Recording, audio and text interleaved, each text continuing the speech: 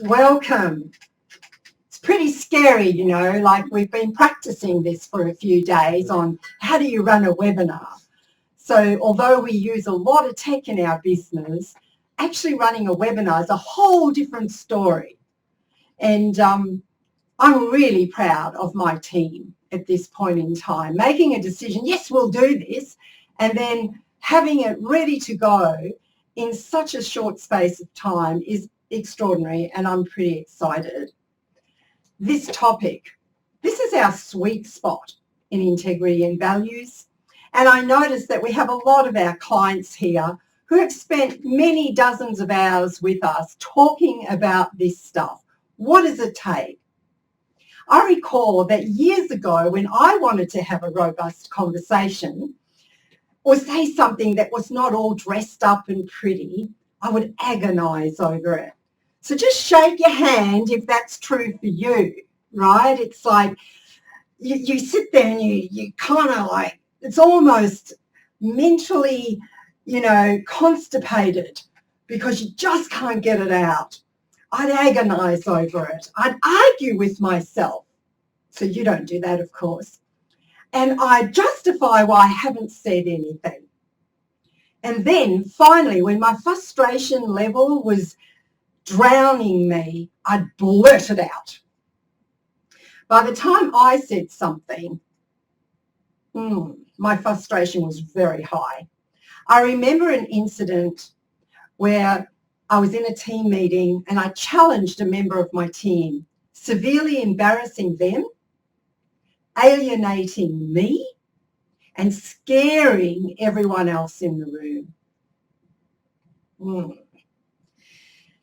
This was one of my biggest wake-up calls. I was pretty young at the time and very full of myself. Maybe I still am, I don't know. But anyway,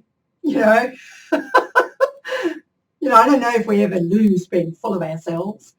So this wake-up call, though, was that moment in time, which I believe we all have as leaders, where I walked slowly back to my office and I shut the door and I slid down onto the floor behind the door. And I was shaken, and I bet you everyone else was too. Learning to say what needs to be said in the moment is an ongoing journey. I have a litany of stories of doing it poorly, and I've learned from my mistakes. I've had to ask for forgiveness countless times and then figured out how to move on. We're going to give you a couple of tools about that this morning. I can still today open my mouth and insert my foot and then shove the other one down for good measure. So what does it take to have a robust conversation and quieten your internal dialogue, the argument that you're having with yourself? And then say what needs to be said with velocity. When is now a good time to say something? Now, in the moment. We have a saying at Integrity and Values: you either pay now or you pay later. Either way, you pay.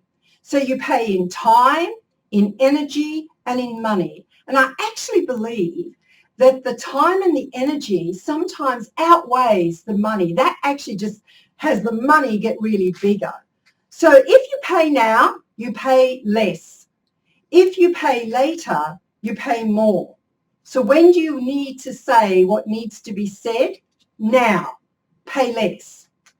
I've learnt that the hard way. Now, before we go on, for many of you, this is the first time you've encountered us at Integrity and Values. And I want to say some things this morning, even though I can't actually touch you and eyeball you, but I can. I've got all of you on the screen here, which is pretty exciting. So for those of you who haven't got your picture up, we'd like your picture up, so I want to make sure you're not in your PJs still.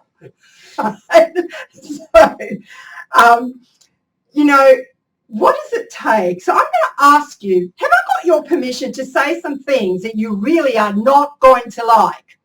Just wave your hand and say yes. I love it. Everybody always says yes to me. And then when I say it, they get really offended. They go, don't say that. So what part of the stuff that you don't say and the cost that it has to your organisation, what does it cost you? And, you know, we're going to calculate a bit of that today. Now, people go, I'm not going to tell you. Right? Well, I've calculated it over the years, tens of thousands of dollars, hundreds of thousands. We were with a client the other day and I said, how much is it costing you for not saying what needs to be said? And they're a medium-sized business and their CEO looked at me and he said, millions. So today we want to give you a couple of little things that will make a difference. So one of the first slides that I want to put up is this one. The truth will set you free. Everyone goes, yeah, isn't that great? It's going to set me free. Well, guess what? It's going to upset you first. And you want to get really upset, truly upset. The more upset you get, the more likely you are to say something. Now, don't have it the way I did, where the frustration levels were breaking over my head. Say it a little bit before then, when you don't blow people out of the water. Here's something. It is the truth we speak, the robust conversations that we have that free us and free the people that we lead. Now, so many people tell me, I'm doing this, and I go, yep, let me talk to your people. And I'll tell you how much you don't. So let me tell you a little bit. Tama gave you a heads up, and you've already been into your breakout room. We're going to send you into breakout rooms to get throughout this morning, and we're going to discuss various questions. So I'm going to send you to a breakout room now. And here is the question that I want you to answer. So we'll just pop it up on the screen for you now. What is robust? What does the word mean? Off you go. Have a couple of minutes in your room with your moderator. What is robust? Welcome back. So I thought I was going to ask the moderators, what did you say? Rather, I'm going to do this. Did you come up with the word strong? Nod, okay. Healthy, vigorous. Okay, all of those words. So that's what robust means. When we first ran this, we had a woman who was at our first breakfast who's a vigneron. And I feel really clever that I actually know what that means. She made wine, right? And she said, wines are said to be, red wines are said to be robust. That is, they're deep. And then she said to me, they have many layers. And I thought that is so perfect for robust conversations. You go deep and there are many layers to the conversation. So robust means strong, vigorous, deep. You go for it. And it just means that you stay strong in the face of whatever is going on. When we're robust, we're actually able to face a lot of things. I am going to send you to quite a number of breakout rooms, and I'm going to send you off again right now. And what I want you to discuss now is the difference between a robust conversation and a difficult conversation. What's the difference? Because there is a major difference between when you're robust and when it's difficult. Off you go. So what is the difference? I thought I would call upon a couple of people to talk about or mention, like I'll use the moderators, don't scare you all stupid about saying something. What did your people say? So, Peter, what did your group say? Thanks, Jennifer. We had a pretty interesting conversation.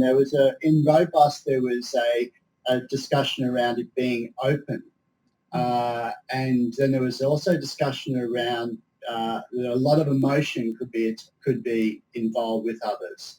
And then there was some curiosity around what the distinction might be between both, but definitely openness in the robust. And then they were also sort of tied to difficult might be around someone getting fired, or there was some sort of Cool. Yeah, that's what we got up to. Thank you. And Tama, what did your group? Wise words over there. I've got a very smart group, Jennifer. They were talking about, so robust conversations being that there is sort of no particular outcome to get to, and that it is about just holding a conversation to reach a space, and that difficult conversations were a bit more structured. They, around feedback or performance, and there was a bit more of a structured and definitiveness around it. But also another comment was that robust conversations or difficult conversations was really about what we brought to it that made it difficult. So that was Okay, pretty cool. much a good summary of us. Okay, and Ross, what did your group say? Sorry, just working on mute. One of our people used the word ego, and in a difficult conversation, often there's a lot of ego involved, and a need to be right without listening, and that your example of being blurted out was there, and on the other side of the coin was robust has more respect and courtesy within it. Okay. Excellent, thank you. So all of those things come under that heading. Let's give you how we've developed talking about robust versus difficult conversations. So a robust conversation is open. The outcome is open. It's not decided, and it allows all, including the leader, to move forward with new expectations. And the conversation allows for a negotiation for what's going on. And robust conversation also occurs in the moment. It is a now occurring thing. You see something, you don't walk past it, you say, hey, what's that? That's robust. It's a little like nipping it in the bud. When we were preparing this and I sat with Terry making up my notes, she said a robust conversation is like taking a bud and pulling it out. There's a dead bud, there's something that's not working in this plant, and you nip it in the bud. Robust conversations are done with velocity, and they are done now. When is now a good time to say something? Now, before your frustration level reaches breaking point. As leaders, we create an environment where a robust conversation can take place.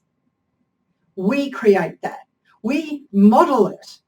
When we model it, our people will also do it. Don't save up all your negativity for the performance review, which you do 1, 2, or 3 times a year. No, do it in the moment.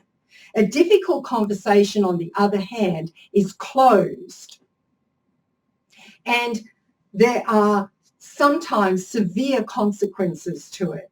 This happens because you didn't have those robust conversations along the way. Then it gets really difficult. You let a situation fester till it becomes a boil, and then you've got to burst it, and it looks pretty ugly at that point. In a difficult conversation, the outcome is decided, and it's highly directive from the leader. The consequences are and can be very severe. In fact, it could be dismissal. How you handle that will set up whether or not an environment for robust conversations can continue. Remember when I talked about a team where they haven't had the robust conversations? Well, they're having a lot of difficult conversations now. And bringing people back from that is the responsibility of the leader. Get responsible for what comes out of your mouth in every moment. Now, I bet you some of you are sitting there going, I do that. Well, I bet you don't. I bet you that you wait for difficult, because robust conversations is something that happens 5, 6, 7 times a day, 8 times. It's the little things that matter. It's the little pull-up, the little nip in the bud. You know, for some of you who are new to us, Integrity and Values created a leadership profile called the Integrity and Values Profile. And I can look at someone's profile and I can tell you exactly how robust they are in their conversations. And Tama will talk to you more about that later. Okay. I wouldn't be doing an Integrity and Values presentation without once again mentioning our 3 secrets for success. We talk about vision and values. If you do not know where you're going and you do not have a robust set of values with distinctions, then you have difficulty holding people up against something. It is always driven by your will. If you have a really powerful vision with a set of values and a distinction, you use them to hold people up against and have a robust conversation. I thought I'd share an example with about our team. Last year, Alison, who you can see on the screen, rang me up and she said to me, Jennifer, I've got this exciting thing and I want to tell you all about it and la, la, la, la, la. Now, I had something else on my mind. Now, how many of you leaders, you know, when one of your people do that, that's what, you know, your thought is, oh, for goodness sake, give me a break. I don't want to talk about that now. Am I the only one that does this, right? So I was completely and utterly dismissive. I said, look, and I cut her off at the pass. She was enthusiastic about her thought and I didn't say anything. And then she used one of our values to hold me up against it, like that. And one of our values is curiosity, and our distinction, honouring contribution. And she turned around to me and she said, hey, well, you know, she can be pretty aspheric if she wants to be. And she said, hey, you know, could you honour my contribution and get curious right now? And that just pulled me up really fast. And we laughed and I said, yes.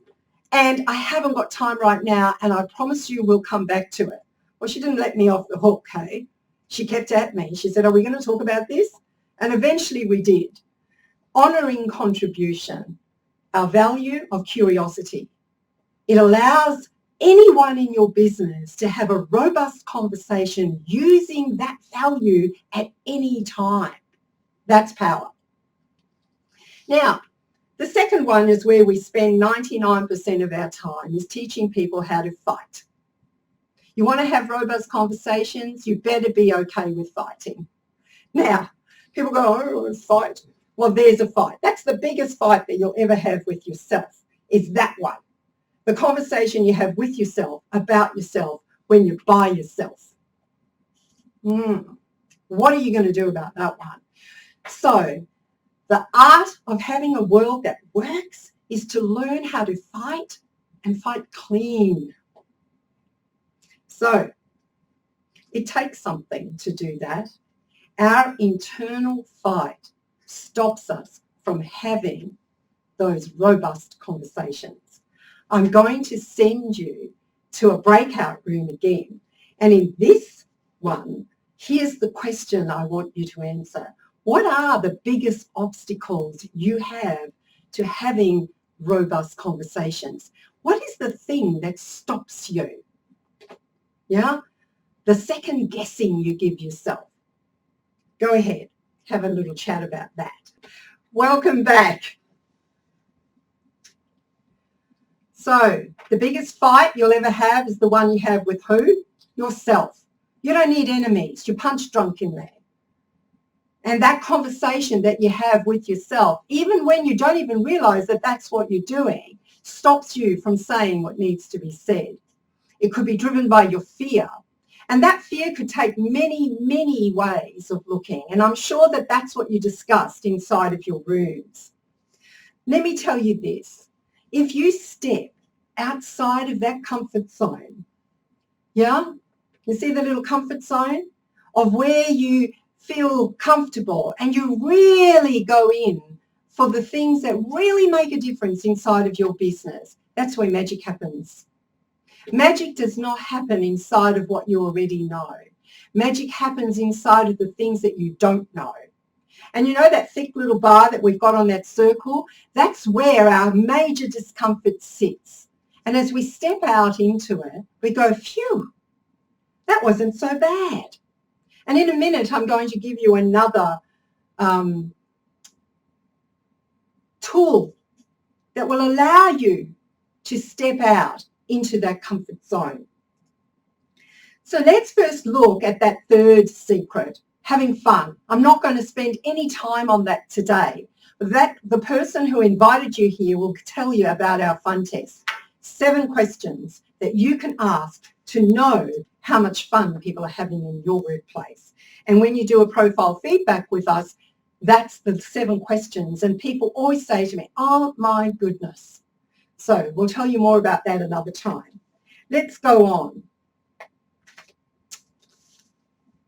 If you're going to have robust conversations, then one of the most important things is maintaining your integrity. So we can't be integrity and values and not talk about integrity. Simply said, integrity is being your word. If you said it, now do it. If I asked you, is the truth important to you? Do you want to give it and get it? I bet you'll say yes. We don't work with people who don't say yes, right? So that sits in your left hand. It's your intention. What's in your right hand is what you're actually doing. And this is what we measure. Your capacity to live up to the intention that you say you have. And as leaders, it's one of the most important things. Tell the truth. Don't lie to people. And the lies we tell are things that we do by omission. So how do you, when you have lied to your people, when they asked you, am I doing okay? And you said, yeah, it's good. When actually it wasn't because you didn't want to do the hard yards. How do you restore your integrity? We're going to give you a little exercise that you can go and do this afternoon. This is called the Restoring Integrity Conversation. The first thing you need to do is own up, cough it up. And as Tama says to me, Jennifer, time to cough up a lizard. And I go, I don't want to do that, right? So acknowledge the broken promise or agreement that you made. Cough it up, right? Don't pretend you didn't do it. When you own up, in that moment, your people have so much more respect. You gain credibility. The next one is clean up. Now, clean up is not, I'm so sorry. No, that's not a clean up. A clean up is acknowledging the impact that you have. So, you know, when Alison and I had that conversation and she used our value, I said, you know what? That's true. I wasn't honouring your contribution and the impact. So you've got to go the impact on you, the impact on them. The impact on you is you probably won't come to me again. And the impact on me is I'm left with no one else talking to me or being able to say things. So thank you. So that's a cleanup, right? Then you get to move on. And the move on is the re-promise, the negotiation for a new agreement. Now, here's the thing. If you're going to do this, you better get acknowledgement and acceptance for the new world order. If you say something that this is how it's going to be, then you need to ask, have we got agreement on this? Now, you can do this conversation both ways. You could coach someone to have a cleanup with you, or you can do a cleanup. As leaders, you model this. You go clean up, and you'll see how much people will just follow you. Now, here's the kicker, everybody. You got a little piece of paper or something next to you, and if not, right, write it in a note in your phone. Write down the names of 3 people that you need to go and clean up with in the next 24 hours. And when you've done it, send us an email. Tell us you did it. Now, some of you are going to go and eat some stuff. Good. You probably need to. Right? Go eat some stuff.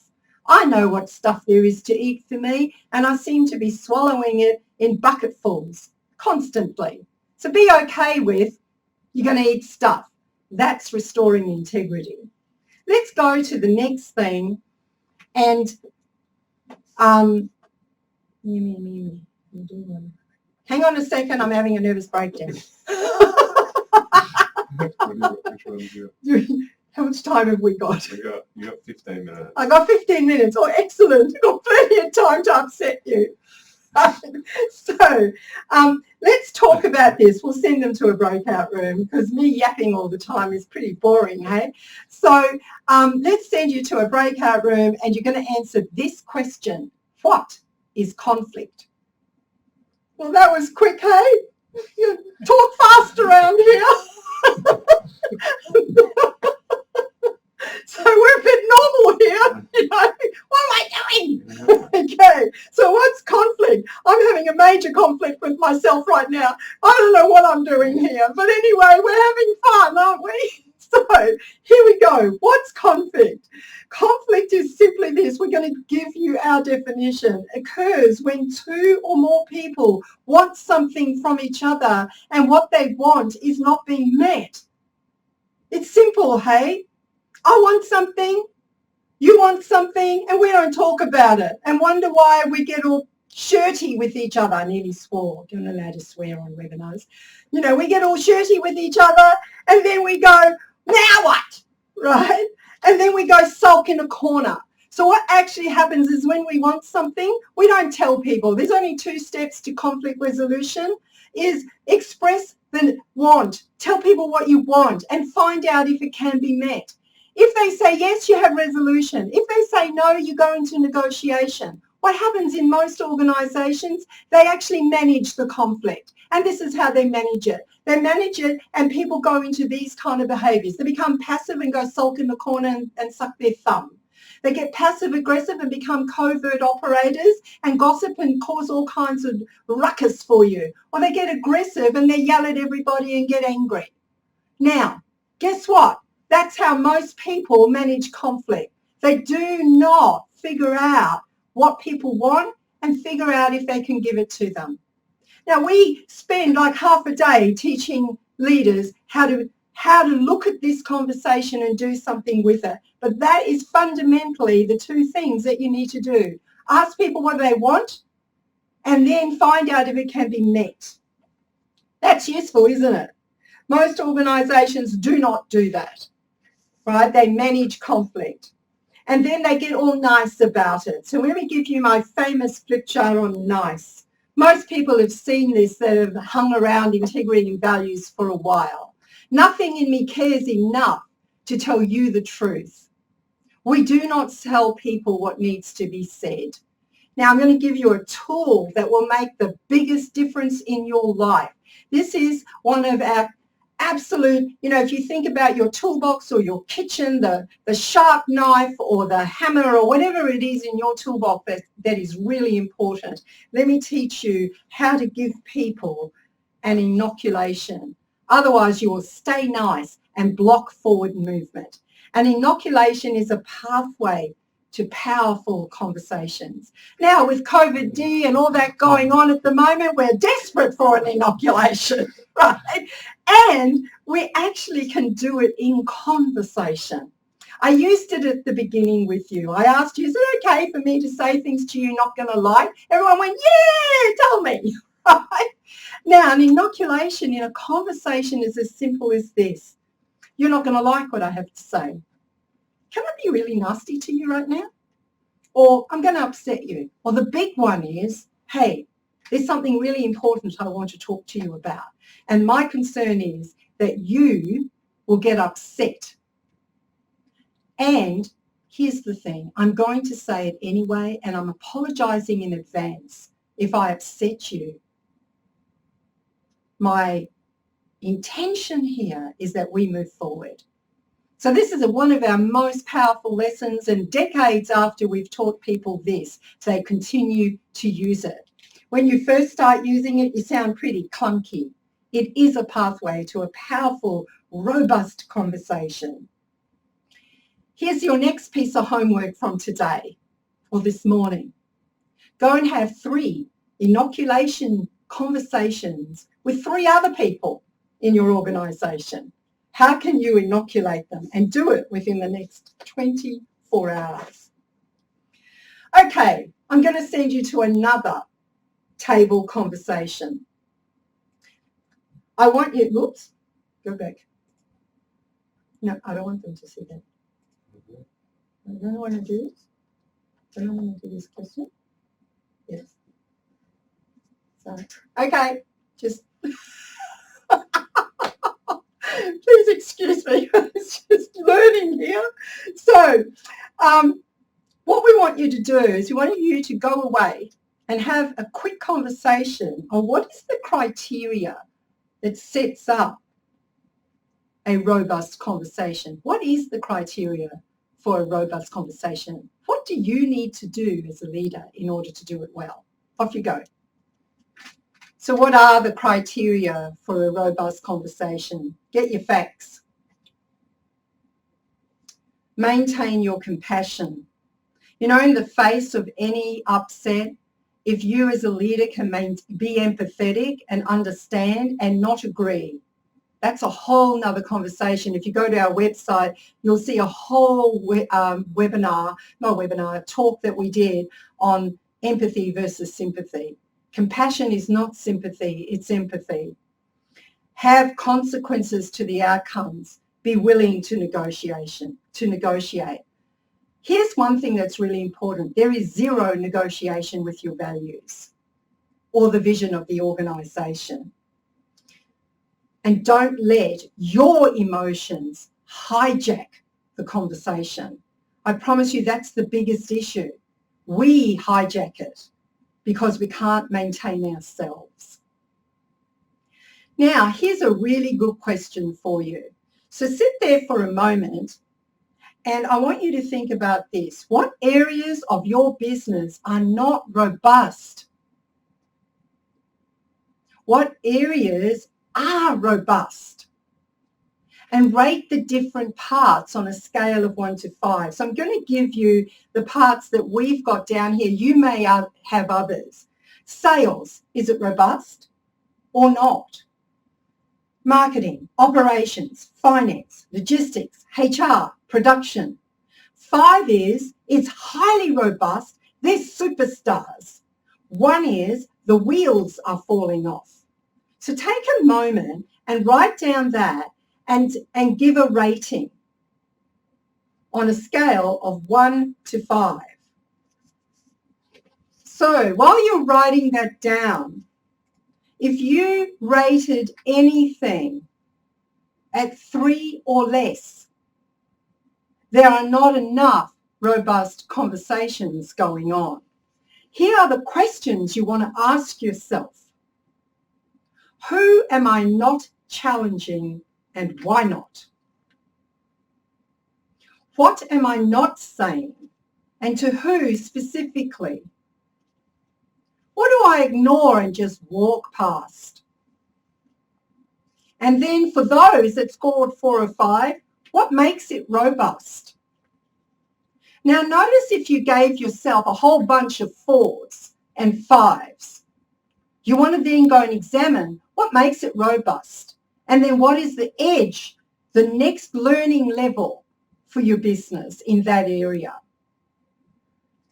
If you want your business to become robust, then making sure that you are having those conversations is the most important thing. We have a saying at Integrity and Values, as for those leaders in our room today, you are at the source of the issues inside of your organisation and at the source of the solution. It begins and ends with the leader. It doesn't go anywhere else. If it's not happening with you, it's not happening. In conclusion, the hardest lesson that I've learned is holding the line in the face of uncertainty, in the face of my own fear, knowing what's right and taking right action. Our value of care, the courage to do what's right, has given me the opportunity to say things. Trust, permission to take bold action. Today as a business, we took bold action. And so many times throughout the week, our team said to me, just trust, Jennifer, we're taking bold action, it will work.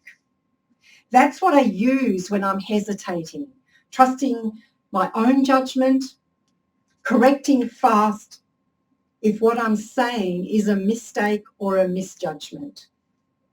Our invitation to you today is learn to play this game. It is the most liberating game that you can play for yourself and for the people that you lead. Thank you for being here. I'll hand over to Tama.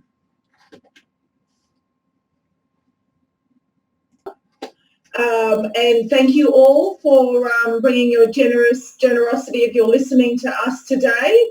It was our intention that you take something with you today that you could use straight away in your business, whether it be actions and conversations, so I hope that's been of value. All of you will receive a follow-up email and an opportunity to tell us what you think.